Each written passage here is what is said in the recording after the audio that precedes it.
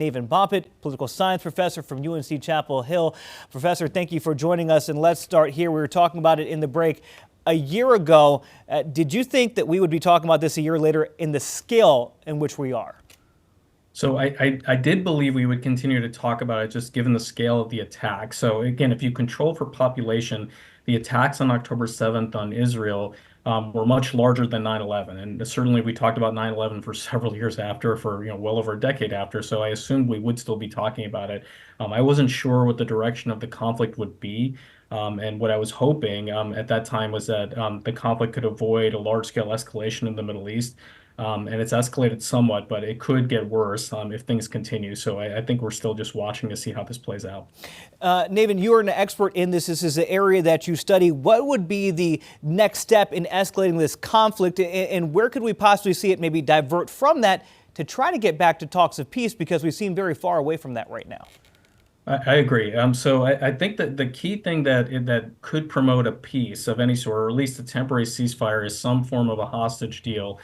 That's an area where I think the parties could agree on if there was the will to do so, right? And that part I'm not quite sure. And so I think right now where we look at escalation, certainly Lebanon is an area where we're going to continue to look, and where we've seen escalation in the attacks between Israel and Hezbollah. One of my concerns is how much Iran will retaliate against Israel. Right now, it's been fairly measured, I would say. And I think because Iran has a lot of domestic political problems, they're not inclined to try to escalate this conflict further. But again, if this continues to worsen, there may be a point where they choose to get more heavily involved. And I think that would be a deep concern. One of the things that was talked about earlier on and kind of gotten out of the headlines there is that they have these Palestinian refugees who are looking for a safe harbor as the war continues in Gaza. Right there you have Egypt, which has refused to open its borders to those refugees, but they're kind of remaining neutral in this, in a sense, because they're talking to both sides. Can you explain Egypt's role in all of this? Sure. So Egypt has had a long peace treaty with Israel, right? And that's something that has been useful, I think, for both Egypt and for Israel. And when it comes to the Palestinians, again, if we consider which Palestinians we're talking about, and the one from Gaza, and since the assumption from Egypt, I would assume, is that most of these refugees are tied to Hamas, which is looked at as hostile to Egypt. So I don't think Egypt would want many of those refugees coming in to their territory. Also, just a large refugee flow. Historically, those have been destabilizing. So I think Egypt, given its own political situation, would try to resist making itself a harbor for the Palestinians. The consequence of that is that the Palestinians are trapped. And they're in a terrible, terrible situation as it continues to unfold. As we're taking a live look there at the region right now, Navin, where does this head next? I mean, we've talked about what potentially could happen. What do you see happening next? So I don't see a peace deal happening anytime soon. It seems to be the case, just given events of the last few weeks with the pager detonations and the harming of Hezbollah. I think that Israel sees itself as having a strong hand. And doesn't necessarily see the need to negotiate at this point in time. I think their incentive would be to continue to press on. I think most of the other region will try to look to go back and center that hostage deal to try to make it, try to push for that ceasefire between Israel and Hamas. But right now, I just don't see any of the parties being willing to talk. I'm hoping that they will soon.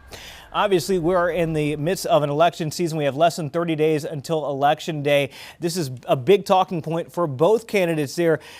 Does Israel care about who wins the election? Does one candidate favor another one? We've heard reports of Bibi maybe favoring Donald Trump. What is the whole entire view from Israel looking at the election as it plays out here? So my assumption on this is that, again, there are some that would argue that Netanyahu may prefer Donald Trump because he believes that he'll get more of a free hand in the Middle East. And certainly Donald Trump has argued for Netanyahu to do what they need to do and do it fast. So that's been his argument.